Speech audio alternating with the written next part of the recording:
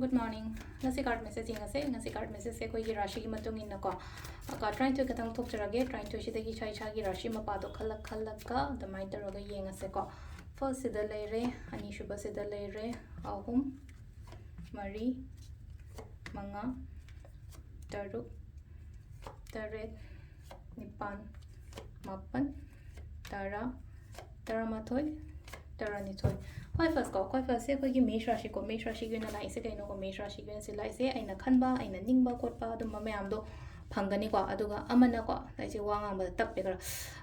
amana kai no ha kan se ta le no ko problems ke ka mayam do loishal le e loi hore ka na ha moni ko brisha gi na lai se kai no ko hadi se da le no ko thadok ninge loi na ma kem taw ni to bit yam han boy no obo ngasi no me che han ba ya de ko hona ga da ba no me ni ko ahum su ba se na akoi gi mithun rashi gi na mating gum ba kai gum ba la ka ni ko mingon de ka na ba dum phangani ko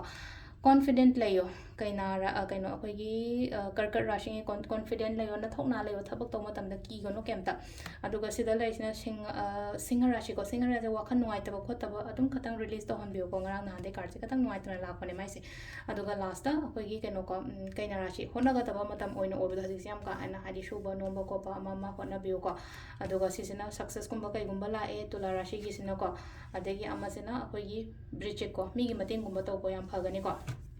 sena koi gi danu gi sena thabak to matam da chakhot pa khot pa mama mai taraga la e aduga sida le no ko hadi kum makar section lo katang thabak cha thok pa to da ngasi je kra section khojen no ko no mai taraga chatpi ba ko adu hadi chat ta yatre haraga di chatpi ona traga di yum da dum le bi ngasi gi ne metse ko aduga sisena koi gi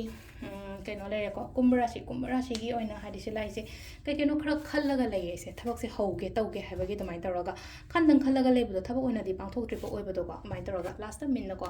minna gi sina mu kai no hai kan se da se lai se ano ba khudong cha ba gum ba kai gum ba da mai taraga lak pa piri ko se lai se ano ba khudong cha ba ano ba growth opportunities gum ba kai gum ba mai taraga se le re khoi gi rashi gi matung ina charu ka ri thank you